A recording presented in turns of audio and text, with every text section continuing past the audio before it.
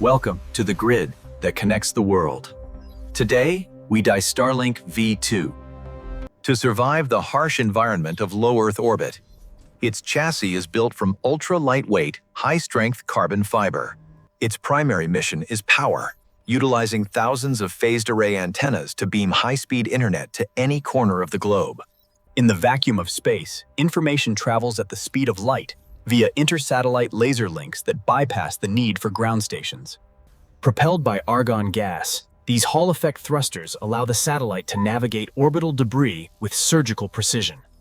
Giant solar arrays capture the sun's energy, powering the most complex communication network ever deployed in space. One satellite is a tool, but thousands working in unison create the first truly global nervous system. Subscribe to Tech Dissect Official. Join us as we decode the DNA of tomorrow. What should we dissect next?